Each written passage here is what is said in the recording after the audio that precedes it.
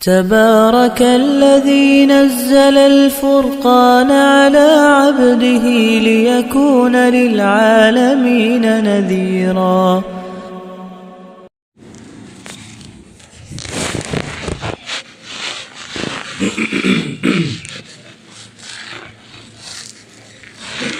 الحمد لله رب العالمين أكمل الحمد على كل حال، والصلاة والسلام الأتمان على سيد المرسلين كلما ذكره الذاكرون وكلما غفل عن ذكره الغافلون. اللهم صل عليه وعلى آله وسائر النبيين وآل كل وسائر الصالحين نهاية ما ينبغي أن يسأله السائلون. أما بعد، فقد قال الله تبارك وتعالى في القرآن المجيد والفرقان الحميد: أعوذ بالله من الشيطان الرجيم، بسم الله الرحمن الرحيم. إنا أنزلناه في ليلة مباركة إنا كنا منذرين فيها يفرق كل أمر حكيم أمرا من عندنا إنا كنا مرسلين. صدق الله العظيم. اللهم ألهمنا رشدنا وأعذنا من شرور أنفسنا.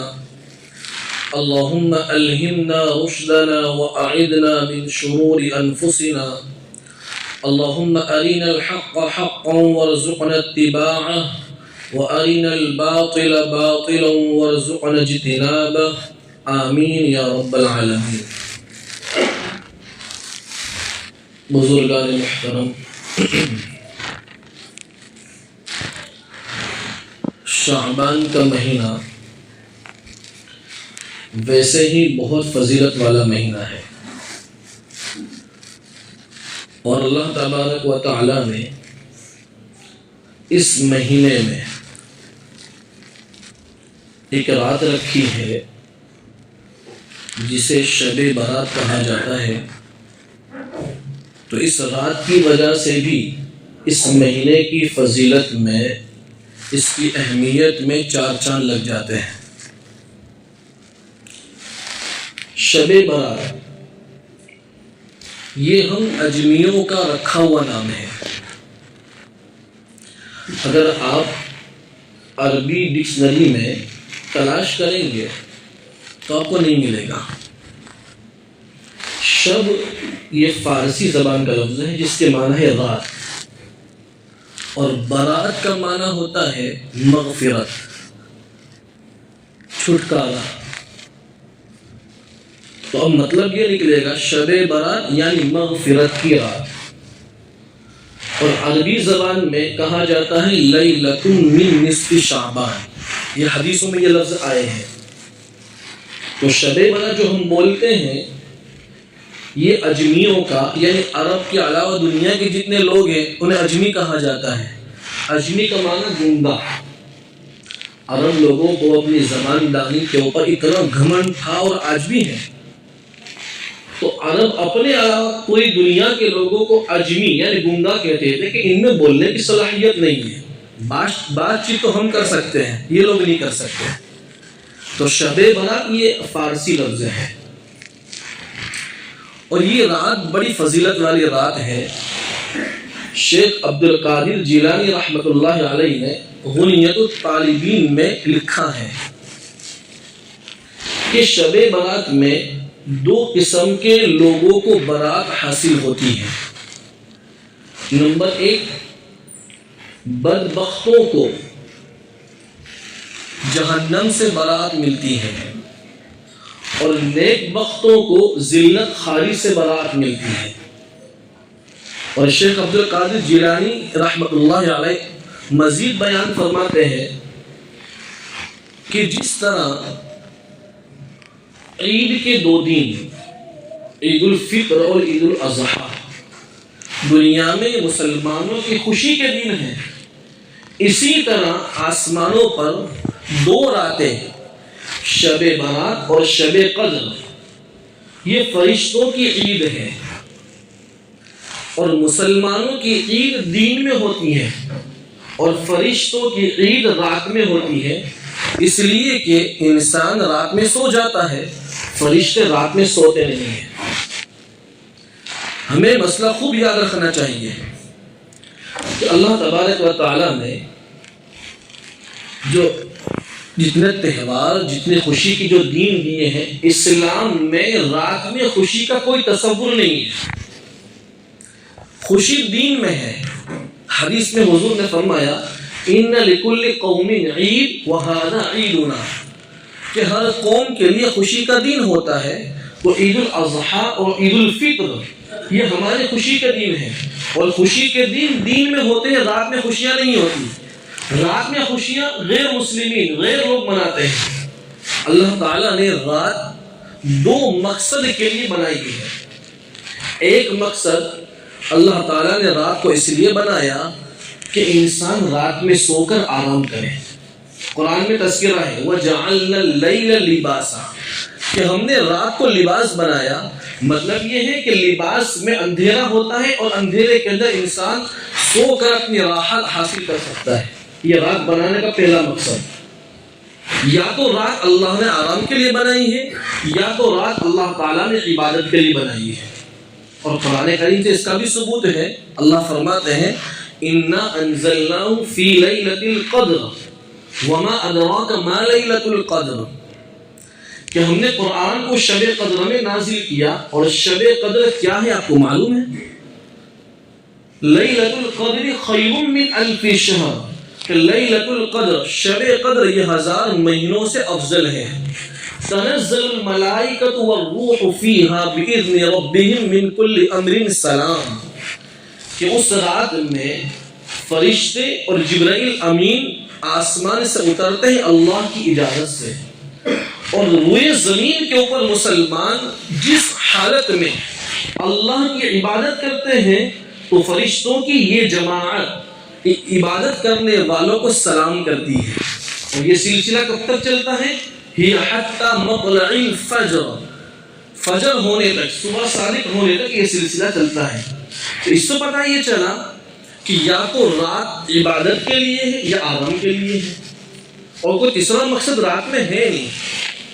اور ہم لوگ ایسی راتوں میں، شب برات میں، شب قدر میں، اور اس جیسی فضیلت والی راتوں کے اندر ہم نہا دھو کر تیار ہو کر آتے ہیں، اور اس کو ہم تہوار سمجھتے ہیں۔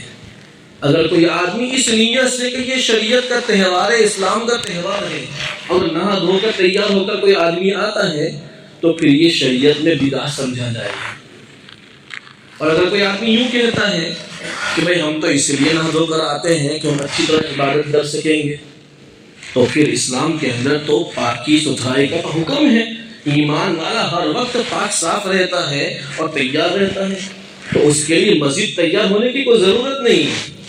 تو ہمیں یہ مسئلہ سمجھنے کی ضرورت ہے کہ رات یا تو عبادت کے لیے یا آرام کے لیے، تیسرا کوئی مقصد نہیں ہے۔ اور یہ رات اتنی فضیلت والی ہے کہ قرآن کے اندر اللہ تعالیٰ نے اس کا تذکرہ فرمایا ہے۔ سورہ دخان کی جو آیت میں نے پڑھی، اِنَّا أَنزَلْنَاهُ فِي لَيْلَةٍ مُبَارَكَةٍ إِنَّا كُنَّا مُنذِرِينَ فِيهَا يُفْرَقُ كُلُّ أَمْرٍ حَكِيمٍ، اللہ کہتے ہیں کہ ہم نے قرآن مجید کو لیلہ مبارکہ، مبارک رات میں اتارا تاکہ آپ لوگوں کو نتائج اعمال سے باخبر کرے، اور اس رات میں اہم امور کے فیصلے کیے جاتے ہیں۔ حضرت اکرمہ اور مفسرین کی ایک جماعت یہ کہتی ہے کہ اس رات میں جس کا تذکرہ ہو رہا ہے، اس آیت میں جس رات کا تذکرہ ہو رہا ہے، اس سے مراد شب برات ہے۔ لیکن مفسرین کی دوسری جماعت، امام نووی رحمۃ اللہ علیہ اور دیگر محدثین و مفسرین کا خیال یہ ہے کہ اس آیت میں جس رات کا تذکرہ ہو رہا ہے وہ شب برات نہیں بلکہ شب قدر ہے، اس لیے کہ شب قدر میں قرآن کریم کے نزول کا اترنا ہے، قرآن کریم کا نازل ہونا بتلایا گیا ہے، اِنَّا أَنزَلْنَاهُ فِي لَيْلَةِ الْقَدْرِ۔ اب اس سے ہمیں یہ سمجھ میں آتا ہے کہ قرآن کریم کی دو آیتوں میں ٹکراؤ ہو رہا ہے۔ کہ یہاں شب برات کہاں جا رہا ہے، یہاں شب قدر کہاں جا رہا ہے، اور دونوں میں قرآن کریم کیسے اترا ہے؟ تو محققین علماء نے اتنی بہترین وضاحت کی ہے جس سے دونوں آیت کریمہ کا ٹکراؤ ختم ہو جاتا ہے۔ محققین علماء فرماتے ہیں کہ دیکھو پہلی آیت کے اندر کہ شب برات میں اللہ تعالیٰ نے قرآن کریم کو نازل کرنے کا فیصلہ فرمایا، اور شب قدر میں اللہ تعالیٰ نے قرآن کریم کو اتارا پیغمبر صلی اللہ علیہ وسلم پر۔ اور دوسری وضاحت یہ فرمائی کہ شب برات میں اللہ تعالیٰ نے لوح محفوظ سے آسمان دنیا پر قرآن کریم کو اتارا، اور پھر شب قدر میں حضور صلی اللہ علیہ وسلم کے قلب اطہر کے اوپر یہ قرآن کریم اترا ہے۔ اور اگر یہ ساری وضاحتوں کو آپ چھوڑ دیں تو آپ کو حدیث کے ذخیرے کے اندر بے شمار احادیث ملے گی جس میں اس رات کی بڑی فضیلت آئی ہے۔ حضرت عائشہ رضی اللہ تعالی عنہ فرماتی ہے کہ شب برات کی رات تھی، آپ صلی اللہ علیہ وسلم نے مجھ سے پوچھا عائشہ جانتی ہو اس رات میں کیا ہوتا ہے؟ حضرت عائشہ نے کہا اللہ کے رسول مجھے نہیں معلوم۔ حضور نے فرمایا اس رات کے اندر اللہ تبارک و تعالیٰ اگلے ایک سال میں جتنے بچے پیدا ہونے والے ہیں ان کا لسٹ تیار کر کے فرشتوں کے حوالے کر دیتے ہیں، اور اگلے ایک سال میں جتنے لوگ مرنے والے ہیں ان کا لسٹ تیار کر کے اللہ تعالیٰ فرشتوں کے حوالے کر دیتے ہیں۔ اسی طریقے سے روزی کا مسئلہ ہے کہ جتنے اہم امور ہوتے ہیں آئندہ سال کے اللہ تعالیٰ وہ سارے امور فرشتوں کے حوالے کر دیتے ہیں۔ ہم کی زبان میں کہہ سکتے ہیں کہ آج کی رات بجٹ کی رات ہے، بجٹ پاس ہوتا ہے۔ تو حضرت عائشہ رضی اللہ تعالی عنہ نے جب حضور کی یہ بات سنی تو کہنے لگی کہ اللہ کے رسول کہ جب سارے قصے شروع سال سے اللہ کے یہاں طے ہو جاتے ہیں تو اس سے تو یہ پتا چلتا ہے کہ کوئی ایمان والا جنت میں اللہ کی مہربانی کے بغیر داخل نہیں ہو سکتا۔ حضور صلی اللہ علیہ وسلم نے فرمایا عائشہ تم ٹھیک کہتی ہو کہ کوئی ایمان والا چاہے وہ کتنی عبادت کر لے اللہ کے فضل کے بغیر وہ جنت میں داخل نہیں ہو سکتا۔ حضرت عائشہ رضی اللہ تعالی عنہ یہ حضور کی چہیتی بیوی تھی، بڑی ہمت کر لی اور پھر سوال کیا اللہ کے رسول کیا آپ بھی اللہ کی مہربانی کے بغیر جنت میں داخل ہو سکتے ہیں؟ حضور نے کہا نہیں عائشہ میں بھی اللہ کی مہربانی کے بغیر جنت میں داخل نہیں ہو سکتا یہاں تک کہ اللہ کا فضل اللہ کی مہربانی مجھے ڈھانپ نہ لے۔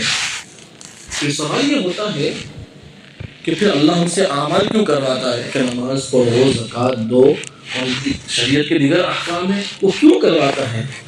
دیکھو جنت میں جانا ہے اللہ کے فضل سے، اعمال اللہ اس لیے کروا رہے ہیں کہ جنت میں ہماری کیٹیگری متعین ہوگی کہ یہ عمل کرنے والا پہلے درجے پہ، یہ دوسرے درجے پہ، یہ تیسرے درجے پہ۔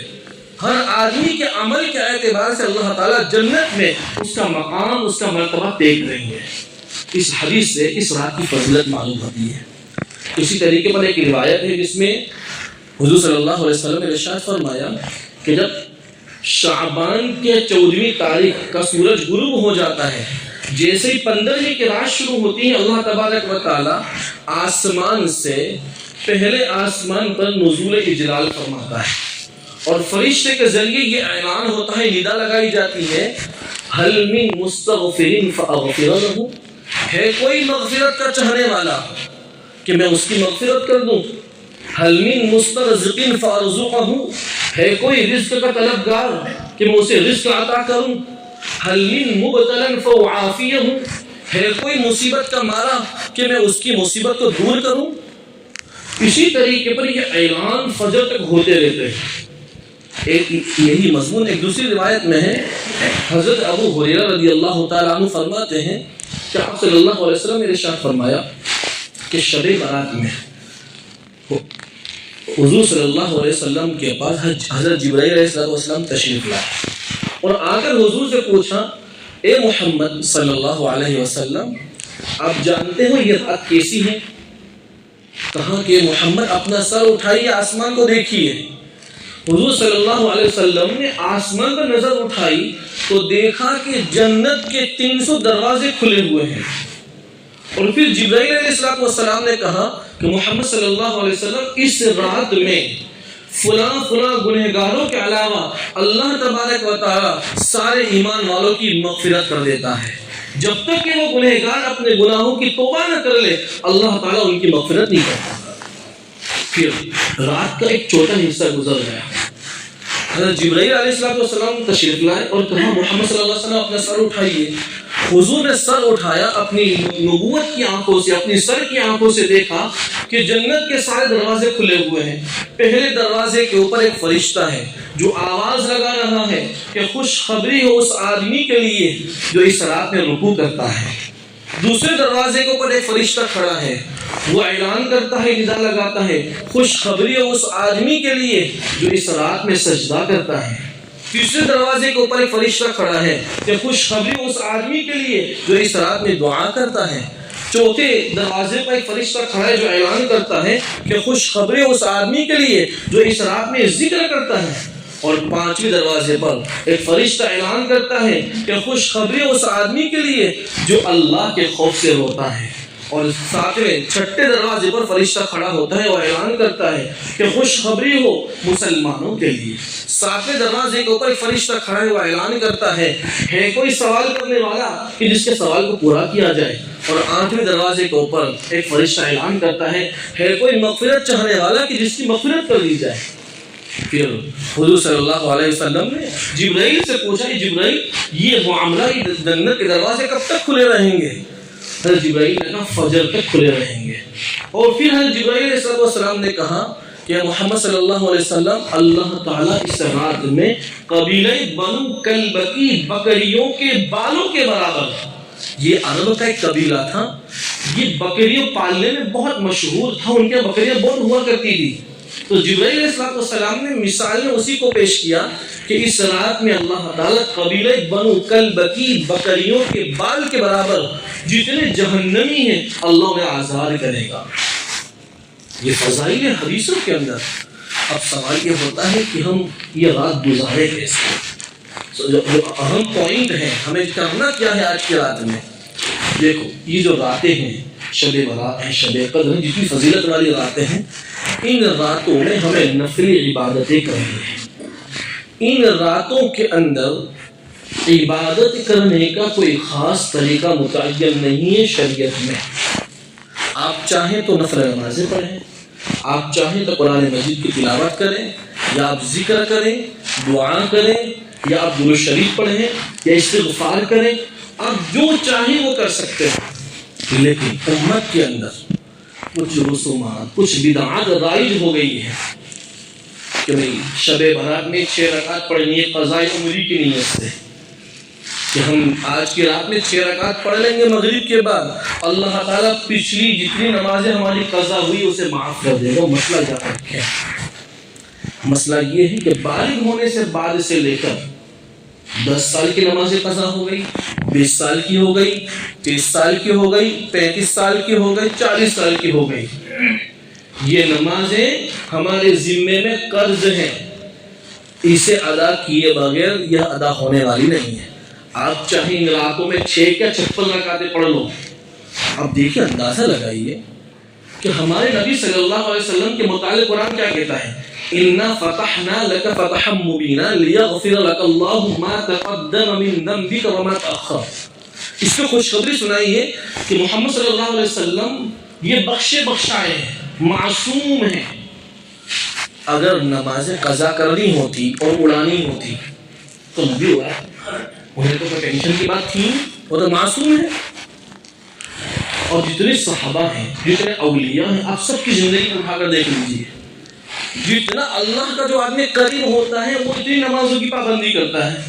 یہ شارٹ کٹ راستہ شیطان ہمیں دکھاتا ہے کہ 6 رکعت پڑھ لو اور پچھلی ساری نماز ہماری معاف ہو جائے گی. یہ دھوکہ ہے, جب مر کے جائیں گے اللہ کے یہاں ہی دھوکہ کھل جائے گا. اسی لیے یہ ذہن سے نکال دیں کہ اس رات میں عبادت کا کوئی خاص طریقہ مقرر نہیں ہے. نمبر 2, نفلی عبادتیں کرنی ہیں, اور نفلی عبادتیں تنہائی میں ہوتی ہیں.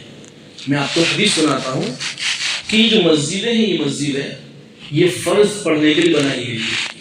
حضور صلی اللہ علیہ وسلم کی زندگی کا جو معمول تھا وہ معمول یہ تھا, آپ صلی اللہ علیہ وسلم اپنے حجر مبارکہ سے سنت قبلیہ جو نماز سے پہلے پڑھی جاتی ہے وہ پڑھ کر آتے تھے، فرض پڑھاتے تھے اور گھر میں جا کر بعد کی سنتیں پڑھتے تھے۔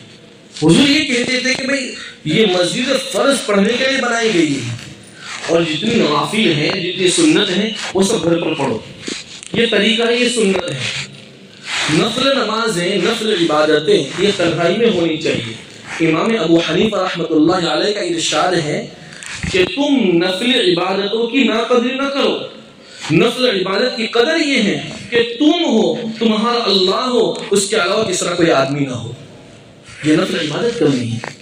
اور صدیق اکبر رضی اللہ تعالی عنہ کا معمول لکھا ہے کہ صدیق اکبر رضی اللہ تعالی عنہ قرآن کریم کی تلاوت کرتے تھے، اتنی آہستہ تلاوت کرتے تھے کہ کسی کو سنائی نہیں دیتا تھا۔ تو کسی نے سوال کیا کہ آپ اتنی آہستہ قرآن کی تلاوت کیوں کرتے ہیں؟ تو جواب دیا اسمعت من ناجیت، کہ جس کو میں سنانا چاہتا وہ سن لیتا ہے، تو مجھے مخلوق کو سنانا نہیں ہے، اللہ کو سنا دیا، اس نے سن لیا۔ اس سے سمجھ میں یہ آتا ہے، معلوم یہ ہوتا ہے کہ نفل عبادتیں یہ تنہائی میں ہونی چاہیے۔ اگر ہمارے گھر اتنے وسیع نہیں ہیں تو ہم گھر پر عبادت کر سکیں تو مسجد میں آ جائیں، لیکن مسجد میں کونے پکڑ لیں، صفوں کے اندر الگ الگ کھڑے ہو کر آدمی کوئی نماز پڑھ رہا ہے، کوئی ذکر کر رہا ہے، اجتماعی وہی عبادت نہیں۔ اور اجتماعی اگر جماعت کے ساتھ کوئی نماز پڑھی جاتی ہے وہ نوافل کے اندر جماعت کرنا مکروہ تحریمی ہے۔ اس لیے اس رات میں عبادت کرنے کا کوئی خاص طریقہ متعین نہیں، اور پھر نفل عبادتیں گھروں میں کی جاتی ہیں۔ اور تیسری بات، اور پوری رات جاگنا بھی ضروری نہیں ہے۔ آدمی میں جتنی قوت، جتنی بشاشت ہو، آدمی اتنا جاگے اور اتنی عبادت کر لے اور پھر سو جائے۔ اور ایک مسئلہ ضرور یاد رکھیں کہ ان جیسی راتوں کے اندر اگر کسی آدمی کو یہ اندیشہ ہو کہ میں جاگوں گا تو میں گناہ کروں گا، علماء نے مسئلہ لکھا ہے کہ ویسا آدمی جس کو اپنی ذات کے اوپر یقین نہ ہو، اندیشہ ہو کہ مجھ سے گناہ ہو جائیں گے، تو وہ آدمی ان بڑی راتوں کے اندر عشاء کی نماز باجماعت ادا کرے اور اپنی ضروریات سے فارغ ہو کر سو جائے، اور اس نیت سے سوئے کہ میں گناہ سے بچنے کے لیے سوتا ہوں، پھر فجر کی نماز باجماعت پڑھ لے۔ علماء نے لکھا ہے وہ آدمی کا سونا، اس کا جو کچھ کرنا وہ عبادت میں شمار ہوگا، کہ وہ آدمی نے پوری رات عبادت کی، وہ سستا سونا ہے۔ اب دیکھتے ہیں کہ ان راتوں میں کیا ہوتا ہے، ہمارے علاقوں میں، ہمارے شہروں کے اندر گناہ بڑھ جاتے ہیں۔ نوافل کا جو معمول ہے، دیکھو یہ امت نفل عبادتیں بہت کرتی ہے، اور نوافل کا اصول یہ ہے کہ اگر نفل عبادت نہ کریں اللہ کے یہاں کچھ نہیں ہوگی، کر لیں گے ثواب ضرور ملے گا۔ گناہ کے سلسلے میں قرآن قانون بیان کرتا ہے، اگر کسی آدمی نے گناہ کیا تو گناہ پر پکڑ ضرور ہوگی۔ تو ان راتوں میں خصوصاً ہمیں گناہ نہیں کرنا ہے۔ اور پھر اس رات میں جو قبرستان جانا ہے، کیا مسئلہ ہے، اس کو خاص سمجھنے کی ضرورت ہے۔ امت نے غیر مقصود کو مقصود بنا لیا، جو کرنا تھا وہ نہیں کرتے ہم، اور جو نہیں کرنے کے کام ہے وہ بڑے اہمیت کے ساتھ کر رہے ہیں۔ ترمذی شریف کی روایت ہے، حضرت عائشہ رضی اللہ عنہ فرماتی ہیں حضور صلی اللہ علیہ وسلم میرے پاس آئے اور میرے ساتھ لیٹ گئے، میاں ابھی بھی سوتے ہیں ساتھ، میرے لحاف میں حضور لیٹ گئے۔ تھوڑی دیر گزری، آپ صلی اللہ علیہ وسلم آہستہ سے چپکے سے اٹھے۔ حضرت عائشہ فرماتی ہیں حضور یہ سمجھ رہے ہیں کہ میں سو رہی ہوں، حالانکہ میں سونے اور جاگنے کے درمیان تھی، میں برابر سوئی نہیں تھی، مجھے معلوم ہے۔ پیغمبر اٹھے، آپ صلی اللہ علیہ وسلم اپنے حجرے شریفہ سے نکلے۔ حضرت عائشہ کہتی ہے کہ حضور میرے بستر سے اٹھے تو میرے دل میں خیال سا گزرا کہ اللہ کے رسول، شوہر تھے ان کے، کہ اللہ کے رسول میرے پاس سے کہیں دوسری بیوی کے پاس تو نہیں جا رہے ہیں۔ بیویوں، کسی آدمی کی 2-4 بیویاں ہوں، عورتیں تو ایسی ہی ہوتی ہیں، وہ بھی بیوی تھی پیغمبر کی، ان کے دل میں بھی خیال آیا کہ میرے نبی کہیں مجھے چھوڑ کر کسی دوسری بیوی کے پاس تو نہیں جا رہے ہیں۔ حضرت عائشہ رضی اللہ تعالیٰ بستر سے اٹھی اور اٹھی اور باہر نکلی، کمرے سے دیکھا پیغمبر صلی اللہ علیہ وسلم کسی بیوی کے کمرے میں نہیں گئے، مسجد نبی میں داخل ہوئے، اور پھر حضرت عائشہ کے پیچھے تھی، اور پھر حضور صلی اللہ علیہ وسلم مسجد نبوی سے باہر نکلے، کیونکہ جنت البقیع جو قبرستان ہے وہ بہت نزدیک ہے۔ جو لوگ حج عمرہ کے لیے گئے انہیں پتہ ہے کہ بہت نزدیک آدمی چل کر چلا جا سکتا ہے۔ اور 15ویں رات تھی، چاند خوب روشن تھا اور خوب نظر آ رہا تھا. حضرت عائشہ کی تھی کہ میں حضور کے پیچھے گئی. آپ صلی اللہ علیہ وسلم جنت البقیع میں داخل ہوئے اور داخل ہونے کے بعد کچھ دیر آپ نے وہاں کیا کیا مجھے معلوم نہیں ہے. میں نے دیکھا حضور تشریف لا رہے ہیں، میں دوڑتی بھاگتی آئی اور پھر میں اپنے بستر میں سو گئی. آپ صلی اللہ علیہ وسلم تشریف لائے اور کمرے کا دروازہ بہت آہستہ سے کھولا اور آہستہ سے بستر میں سو گئے. لیکن جب کمرے میں داخل ہوئے حضرت عائشہ کی سانس کی آواز آ رہی تھی. آدمی جو دوڑ کر بھاگ کر آتا ہے تو سانس کھلتی ہے اس کی. حضرت آپ صلی اللہ علیہ وسلم نے بھاپ لیا معاملہ. کہا عائشہ تمہیں یہ اندیشہ ہے کہ اللہ اس کا رسول تم پر ظلم کرے گا، تمہیں چھوڑ کر دوسرے کے پاس جائے گا؟ پھر حضور نے کہا اللہ اس کے رسول ظلم نہیں کرتا کسی کے اوپر. میں جب تیرے پاس سویا تھا جبرائیل علیہ السلام میرے پاس تشریف لائے اور کہا کہ آج کی رات شعبان کی 15ویں رات ہے اور بڑی رات ہے، لہذا پیغمبر آپ جنت البقیع تشریف لے جائیے، وہاں مردوں کے لیے مغفرت کی دعا کیجیے. میں اس لیے گیا تھا. یہ پوری حدیث ہے. حضرت مفتی سعید احمد صاحب پالنپوری رحمۃ اللہ علیہ بڑے محدث گزرے ہیں. ابھی 2 سال پہلے ان کا انتقال ہوا ہے. دیوبند میں شیخ الحدیث تھے. انہوں نے لکھا ہے اس حدیث سے 2 باتیں سمجھ میں آتی ہے. نمبر 1، اس حدیث کے جتنے راوی ہیں ان میں کئی راوی ایسے ہیں جس سے یہ حدیث نہایت ضعیف ہے، اور نہایت ضعیف حدیث سے مستحب عمل بھی ثابت نہیں ہوتا. ایک بات. دوسری بات جو سمجھنے کی ہے، اگر اس رات میں قبرستان جانا شریعت کا حکم ہوتا تو آپ صلی اللہ علیہ وسلم صبح اٹھ کر حضرات صحابہ کو کہتے ہیں. کیا کہتے ہیں کہ کل رات میں جبرائیل میرے پاس آئے تھے، مجھے یہ کہا کہ اس رات میں قبرستان جانا ہے. حضور صلی اللہ علیہ وسلم شریعت لوگوں کو بتلانے کے لیے آئے تھے، اللہ کے احکام سنانے کے لیے آئے تھے. حضور کی تمہارے علم نہیں کر سکتے، چھپا نہیں سکتے شریعت کو. اس سے کیا پتا چلا؟ حضور صلی اللہ علیہ وسلم آہستہ سے اٹھ کر گئے، آہستہ سے آئے، صحابہ کو بتایا بھی. پھر اس کے بعد پیغمبر کی زندگی میں جتنی 15 شعبان آئی، نہ حضور خود تشریف لے گئے نہ صحابہ کو جانے کا حکم دیا. اس سے پتا چلا کہ اس رات میں قبرستان جانا کوئی ضروری نہیں ہے.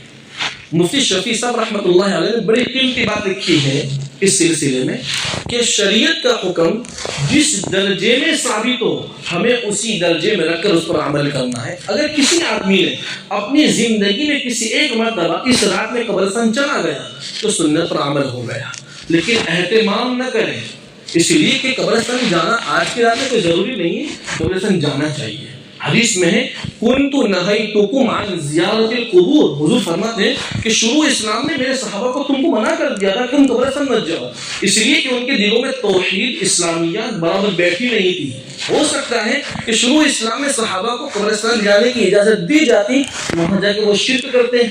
لیکن جب پیغمبر نے دیکھا کہ صحابہ کے دلوں میں اللہ کی وحدانیت مضبوطی سے بیٹھ چکی ہے، اب ان سے شرک ہونا یہ ناممکن سی بات ہے، پھر حضور نے کہا الا فزورها فانها تذکر الاخرہ. اے صحابہ سن لو، اب قبرستان جاؤ، زیارت کرو. کیوں جاؤ؟ اس لیے قبرستان جاؤ گے تو تمہیں آخرت کی یاد آئے گی. تمہیں پتا چلے گا یہ فلاں ڈپٹی کلیکٹر سویا ہے، یہ فلاں مالدار سویا ہے، یہ فلاں عہدے والا سویا ہے، اور ان کی کیا حالت ہو گئی ہے. دیکھو بعض مرتبہ آدمیوں کو مولویوں کو بیان سے اتنا فرق نہیں پڑتا جتنا آدمی اہمیت کے ساتھ قبرستان جاتا ہے. اس کے سامنے یہ جملہ ہے کفا بالمرء واعظا الموت، کہ سب سے بڑی نصیحت کرنے والی چیز کیا موت ہے. آدمی قبرستان جایا تھا تو قبرستان جانا آج کے دن کے اندر کوئی ضروری نہیں ہے. اور دوسری بات کہ 15ویں شعبان کا روزہ، اس سلسلے میں اسلام کی کیا ہدایت ہے؟ علماء نے لکھا ہے اس سلسلے میں ایک روایت ملتی ہے جس میں کل کے روزے رکھنے کا تذکرہ ہے، لیکن وہ روایت وہ حدیث انتہائی ضعیف ہے. اب کیا کریں؟ 2 باتیں ہمارے سامنے ہیں. حضور صلی اللہ علیہ وسلم ہر مہینے کے ایام بیض کے روزے رکھتے تھے. مطلب یہ ہے ہر مہینے 13 14 15 چاند کو حضور روزے رکھتے تھے. تو ایمان والوں کو چاہیے کہ شعبان کے مہینے میں وہ روزہ رکھے 13 14 15. تو اس سنت پر ایام بیض کی سنت پر عمل ہو جائے گا اس کا. اور دوسرا یہ ہے کہ کل کے دن میں روزہ رکھنا یہ کوئی خاص بات نہیں ہے. ہاں روایتوں میں بکثرت کی بات ملتی ہے کہ حضرت عائشہ کی روایت وہ فرماتی ہیں کہ میرے پیغمبر کو رمضان کے بعد سال کے کسی مہینے میں شعبان سے زیادہ روزے رکھتا ہوا نہیں دیکھا. بعض روایتوں میں یہاں تک آ گیا کہ پیغمبر صلی اللہ علیہ وسلم شعبان کے پورے مہینے کا روزہ رکھتے تھے, 28-29 کو چھوڑ دیتے تھے رمضان کی نشاط کے لیے. اور حضور صلی اللہ علیہ وسلم کے چہیتے بیٹے اسامہ بن زید جو حضور کے منہ بولے بیٹے کے بیٹے ہیں, وہ فرماتے ہیں کہ میں نے پیغمبر سے پوچھ لیا, اللہ کے رسول ہم آپ کو دیکھتے ہیں کہ آپ شعبان کے مہینے میں کثرت سے روزے رکھتے, کیا وجہ ہے؟ حضور صلی اللہ علیہ وسلم نے کتنا پیارا جواب بتایا. حضور نے یہ کہا کہ اسامہ, شعبان کے مہینے میں اللہ تعالیٰ کے یہاں پورے سال کا نام اعمال پیش کیا جاتا ہے. میں یہ چاہتا ہوں, میں یہ پسند کرتا ہوں کہ جب اللہ کے یہاں میرا نام اعمال پیش کیا جائے میں روزے کی حالت میں ہوں. علماء نے اس کی وجہ لکھی ہے, پیغمبر نے بہت بڑی بات کہہ دی ہے اور نسبت اپنی طرف کی ہے. پیغمبر یہ بھی تو کر سکتے تھے کہ تم رکھو تاکہ تمہارے نام اعمال پیش ہوں تو تم روزے کی حالت میں ہو. علماء نے وجہ لکھی ہے کہ دیکھو, کوئی قاضی, کوئی جج, اس کے سامنے کسی کا مقدمہ, کسی ملزم کا مقدمہ پیش کیا جائے اور یہ ملزم, یہ مجرم بھوکا ہو, پیاسا ہو, جیل میں بند ہو, کئی دنوں سے کھایا پیا بھی نہیں ہے, جب اس قاضی کی نظر پڑے گی اس کے اوپر تو اس کو رحم آ جائے گا. اسی طریقے پر حضور یہ کہنا چاہتے ہیں کہ میں یہ چاہتا ہوں کہ میں شعبان میں کثرت سے روزے اس لیے رکھتا ہوں جب میرا نام اعمال پیش ہوگا اللہ دیکھے گا کہ میرا بندہ یہ روزے کی حالت میں کمزور ہے, بھوکا ہے, پیاسا ہے, تو اللہ تعالیٰ میرے ساتھ نرمی کا معاملہ کریں گے. کتنی بڑی بات ہے, پیغمبر ہم کو بھی کہہ سکتے تھے لیکن ہمیں کیوں نہیں کہا؟ اس لیے کہ پیغمبر یہ بتلانا چاہتے ہیں کہ دیکھو میں کتنی بھی نمازیں پڑھ لوں, لمبے سجدے کر لوں, لیکن اگر اللہ تعالیٰ مجھے یہ کہہ دے کہ محمد تم نے جو سجدہ کیا وہ میری شان نہیں ہے, اللہ کی شان, اللہ وراء الورا ہے, تو میں کیا جواب دوں گا؟ اس لیے میں یہ چاہتا ہوں کہ میں ان دنوں کے اندر روزے سے ہوں, اللہ کو مجھ پر رحم آ جائے اور میرے لیے اچھی خبر کا, اچھے معاملے کا فیصلہ ہو جائے. تو اس نیت سے آدمی کل نہیں, کل بھی رکھے, پرسوں بھی رکھے, 27 شعبان تک روزے رکھے, یہ سنت ہے. اور پھر اس رات میں مختصر بات اپنی ختم کر دیتا ہوں. اس رات میں اللہ تبارک و تعالیٰ کی یہاں مغفرت سب کی ہوتی ہے, عام مغفرت ہوتی ہے, لیکن چند لوگ وہ ہیں جن کی اللہ تعالیٰ کے یہاں مغفرت آج کی رات میں بھی نہیں ہوتی. بڑے گناہ ہیں, ان میں سے پہلا گناہ مشرک, شرک کرنے والا. جب ہم یہ لفظ بولتے ہیں تو ہمارا ذہن کہاں جاتا ہے؟ مورتی پوجا کرنے والوں کی طرف جاتا ہے کہ جو لوگ مورتی پوجا کرتے ہیں تو ان کا مسئلہ الگ ہے. لیکن ہم غور کریں کہ اسلام کے طبقے میں, مسلمانوں کے طبقے کے اندر بہت بڑا ایک وہ طبقہ ہے جو آج بھی درگاہوں پر جاتا ہے, مزاروں پر جاتا ہے اور اللہ کے ساتھ ان کو بھی شریک ٹھہراتا ہے, ان سے اپنی حاجتیں مانگتا ہے. کیا وہ مشرک نہیں ہے؟ وہ بھی مشرک ہے. اور اس سے خطرناک بات میں آپ کو بتلاؤں, اس سے خطرناک بات یہ علماء نے لکھا ہے شرک کی 2 قسمیں ہیں. ایک ہے شرک جلی جو ایک مشرک کرتا ہے, مورتی کو پوجتا ہے. دوسرا شرک خفی. کیا ہے شرک خفی؟ روایت نے پوچھا صحابی نے پیغمبر سے شرک خفی کیا ہے؟ حضور نے کہا عبادتوں میں ریاکاری کرنا, لوگوں کو دکھلانے کے لیے کہ آج میرا استاد مجھے دیکھ رہا ہے, سجدہ لمبا کر دیا, آج میرا ابا مجھے دیکھ رہا ہے, 2 رکعت زیادہ پڑھ لی, لوگوں کو دکھلانے والا یہ شرک خفی مبتلا ہے. آج اس کی مغفرت آج کی رات میں نہیں ہو سکتی. اور دوسرا آدمی رشتے ناطے کو توڑنے والا. آج کیا حالت ہے ہمارے معاشرے کی؟ اولاد والدین سے بیزار ہے, والدین اولاد سے بیزار ہے, پورا معاشرہ تتر بتر ہے. علماء نے لکھا ہے اگر تعلق کا ٹوٹنا یہ شریعت کی بنیاد کے اوپر ہے تو کوئی مسئلہ نہیں ہے. ہم دعائیں قنوت میں پڑھتے ہیں وَنَتْرُكُ مَن يَفْجُرُ, اے اللہ جو تیرے احکام کی خلاف ورزی کرتے ہیں ہم ان سے بائیکاٹ کرتے ہیں. تو یہ سمجھ میں آنے والی بات ہے کہ ہم کسی سے دشمنی کریں, اللہ کے لیے کریں, اس کا مسئلہ الگ ہے. حدیث میں ہے حضور نے فرمایا من احب للہ وابغض للہ, کہ جو آدمی محبت کرے کسی سے اللہ کے لیے، دشمنی کرے اللہ کے لیے. من اعطى للہ ومنع للہ، دے بھی اللہ کے لیے اور کسی کو نہ دے وہ بھی اللہ کے لیے. حضور کہتے ہیں فقد استکمل الایمان، اس کا ایمان مکمل ہو گیا.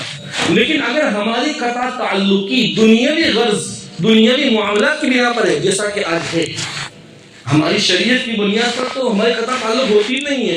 میرے رشتے دار میں نکاح میں بینڈ باجا ہیں، ہم بھی شریک ہو جاتے ہیں. ہونا تو یہ چاہیے کہ آدمی منع کر دے کہ تم ایک کبیرہ کا ارتکاب کر رہے ہو، ہم تم سے تعلق نہیں رکھیں گے. حرام کما رہا ہے اسی گھر کھانے چلے جاتے ہیں. حرام پیٹ میں پڑ جائے گا تو 40 دن کی کوئی عبادت قبول نہیں. اگر کوئی آدمی اس بنیاد کے اوپر تعلق توڑتا ہے تو اس کی اللہ کے قدر و قیمت ہے. لیکن ہمارے جو تعلقات دنیاوی غرض سے ٹوٹے ہوئے ہیں اس آدمی کی آج کی رات میں مغفرت نہیں ہوتی. پھر ہمارے یہاں جو معافی کا طریقہ وہ بھی بڑا عجیب ہے. جیسے ہی شب برات نزدیک آتی ہے، واٹس ایپ کے اوپر ایک ویڈیو کلپ چل جاتی ہے، ایک تحریر چل جاتی ہے. ہم نے پورا اسلام واٹس ایپ پہ داخل کر دیا. ارے جس کو ہم نے زندگی بھر پریشان کیا، تکلیف پہنچائی، ہماری اس تحریر سے کیا وہ معاف کر دے گا؟ یہ شریعت کا طریقہ نہیں ہے.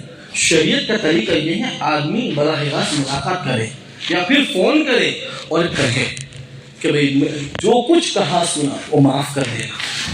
شریعت یہ بھی کہتی کہ تفصیل مت کرنا، ہم نے تم کو یوں پریشان کیا، یوں پریشان کیا، یوں پریشان کیا، اس لیے کہ وہ ساری بات یاد دلاؤ گے دل اور گندا ہو جائے گا. تو ہمارا اکابر کا طریقہ ہے کہ بزرگان دین اپنے ساتھ جو سفر کرتے 2-2 مہینے کا 3-3 مہینے کا جب الگ ہوتے تھے تو آپس میں کہتے تھے کہ کہا سنا معاف کیجیے، یعنی جو کچھ ہم نے آپ کے لیے سنا یا ہم نے غیبت کر لی وہ معاف کر دے گا. یہ طریقہ ہے. ورنہ یہ واٹس ایپ کی دنیا جو ہے وہ تو اسلام کو برباد کرنے کے لیے ہے. ہم کو شریعت کے تابع ہو کر چلنا ہے. اور تیسرا وہ آدمی جس کے دل میں کینہ، کپٹ، بغض و عداوت ہو. علماء نے بڑی اچھی بات لکھی ہے کہ دیکھو کہ اس کی مثال ایسی ہے جیسے اگر ہمارے کمرے میں، ہمارے بیڈ روم میں گندگی پڑی ہو، ہم داخل ہوتے ہیں؟ ہم داخل نہیں ہوتے. ہم یہ چاہیں گے کہ پہلے بیڈ روم سے گندگی کو نکالا جائے پھر ہم اس میں داخل ہوں گے. یہ جو دل اللہ نے ہمیں دیا ہے یہ دل تجلیات ربانی کا مظہر ہے. جس دل میں لوگوں کی عداوتیں ہوں، لوگوں کی دشمنیاں ہوں، لوگوں کے لیے جذبات، انتقام کے جذبات ہوں، اس دل پر اللہ کی تجلی، اللہ کی رحمت نہیں کر سکتی. حضرت امام غزالی رحمۃ اللہ علیہ نے اپنے ایک شاگرد کو نصیحت نامہ لکھ کر دیا. اس نصیحت نامے کا نام ہی ایھا الولد، اے بیٹے. ہر نصیحت سے شروع کیا. ایک نصیحت شروع کی تو کہا یا بنیا انت قرأت فی البخاری والمسلم، کہ اے بیٹے تم نے بخاری شریف اور مسلم شریف میں اللہ کے رسول کی حدیث پڑھی ہے لا تدخل الملائکۃ بیتا فیہ کلب ولا تصاویر، کہ جس گھر کے اندر کتا پالا ہو یا جس گھر میں جاندار کی تصویر ہو اس میں رحمت کے فرشتے نہیں آتے.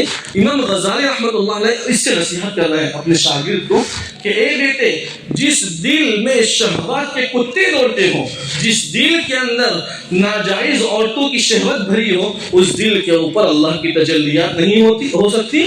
ان راتوں کے اندر اللہ تعالیٰ ان کی مغفرت نہیں کر سکتا.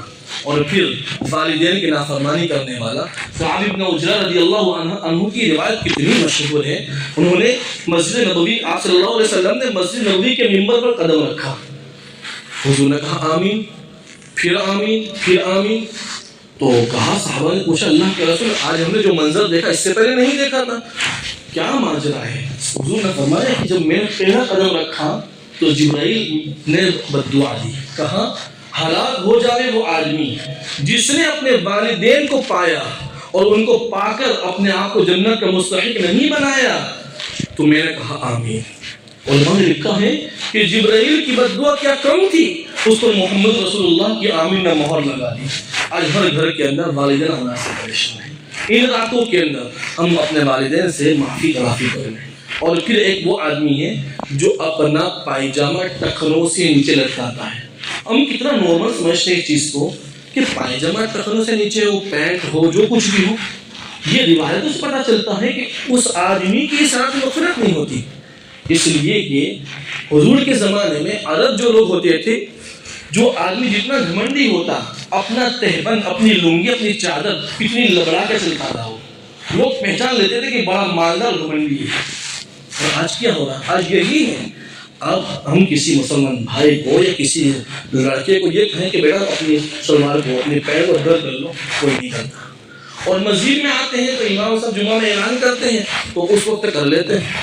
ارے بھائی یہ تو ایسا حکم ہے کہ جس پر وحی آئی ہے ما اسفل من الکعبین من الازار فی النار، کہ ٹخنوں کا وہ حصہ جو پائجامہ اس کے لیے اوپر لڑکتا ہوگا وہ حصہ جہنم میں جائے گا. اس پر وحی آئی ہے. اور یہ ایسا گناہ ہے کہ گناہ کرنے والا مسلسل اس سے گناہ لکھے جاتے ہیں. ایسے کئی آدمی ہیں کہ جن کی اس رات میں مغفرت نہیں ہوتی. ہمیں یہ چاہیے کہ اس رات کو ویسے گزار جیسے شریعت چاہتی ہے. حضور نے کیا کہا؟ قرآن کہتا ہے ما آتاکم الرسول فخذوہ، کہ رسول تمہیں جو حکم دے وہ کرو، وما نہاکم عنہ فانتہوا، جن کاموں سے روکے ان سے رک جاؤ. تو ہم شریعت کے ہر عمل کے اوپر، شریعت کا ہر طریقے کو اپنا کر اس راتوں کو ہم گزاریں. اللہ تبارک و تعالی ہم تمام کی اس رات میں مغفرت فرمائے اور شریعت کے مطابق ہمیں رات گزارنے کی توفیق عطا فرمائے. وما علینا الا البلاغ. بسم اللہ الرحمن الرحیم.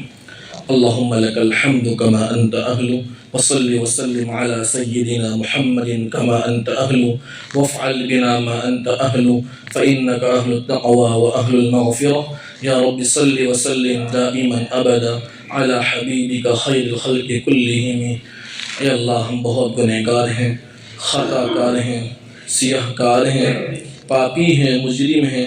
اے اللہ رات کے اندھیریوں میں، دین کے اجالوں میں، جان کر انجانے میں، جلوت میں، خلوت میں بے انتہا گناہ کیے ہیں. اللہ تو اپنے فضل و کرم سے معاف فرما دے. اللہ تو ایسی راتیں ہمیں دے کر ہمیں یہ موقع دیتا ہے ہم تیرے آغوش میں آ جائیں، تو اس سے معافی مانگ لیں، تیرے بن جائیں. اللہ تو ہمیں اس رات میں کثرت کے ساتھ توبہ کرنے کی، استغفار کرنے کی توفیق عطا فرما دے. اللہ تیری توفیق کے بغیر ایک سجدہ کرنا بھی مشکل ہے، ناممکن ہے. اللہ ہم نیک اعمال کرنے کی تو سے توفیق طلب کر رہے ہیں.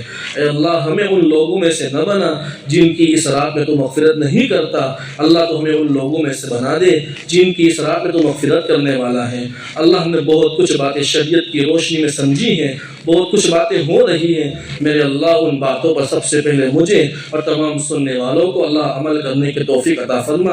اللہ ہماری جو جائز ضروریات ہیں، جو دلوں میں حاجات ہیں، تمنائیں ہیں، اللہ تمام کی تمناؤں کو، حاجتوں کو اپنے خزانے غیب سے پوری فرما دے. اللہ ایسی راتوں میں تیرے اللہ والے تیرے پیارے بندے جو دعائیں مانگ رہے ہیں، اللہ ان کی دعاؤں میں ہمارا اور پوری امت مسلمہ کا حصہ نصیب فرما دے.